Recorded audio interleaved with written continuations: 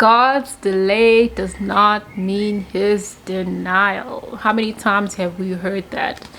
This past week I was reading a devotion based on chapter 11 of John, and it's based out of the story of Lazarus, when Martha and Mary called out to Jesus to let them know that Lazarus was dying, and Jesus took his time.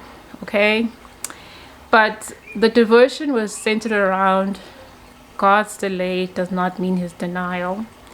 And sometimes we may rush the timing. We may want God to rush the timing of whatever we are trusting him for, and it won't be for his glory, and it won't be as glorious as he wants it to be. Sometimes when we do things our way, it might be that we will get our way, but it won't be as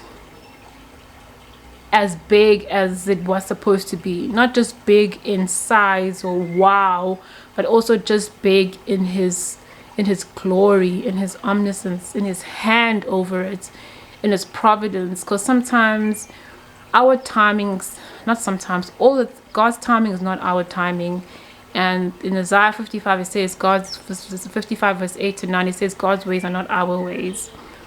So I would have been frustrated if I was Martha and Mary. My brother is dying, and Jesus is Lazarus's bestie. He's busy healing other people, but he's taking his time to heal his own friend, right?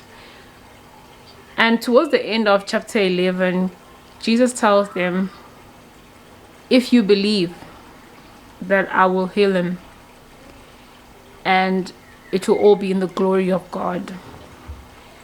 And this was to bring further witness to who he was, and further witness to what was ultimately going to be happening in the next coming weeks, which was going to be his crucifixion and resurrection, how he was going to die and then be raised up.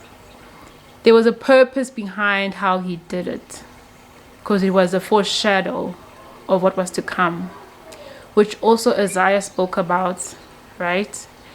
So I've learned not to, sometimes it's not easy, it's easy said and done, it's easier said and done, to not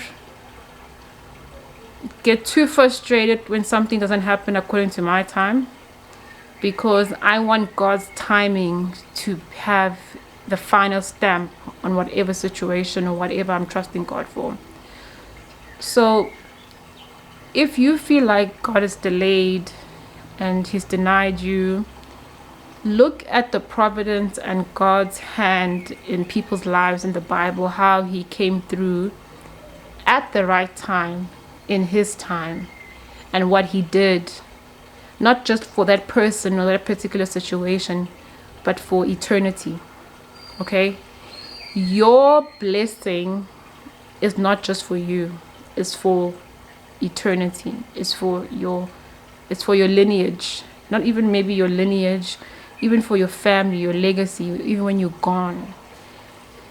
So always try and understand that God's perspective is way better than our perspective, and his timing is perfect. God's delay is not his denial. Have an awesome day, guys.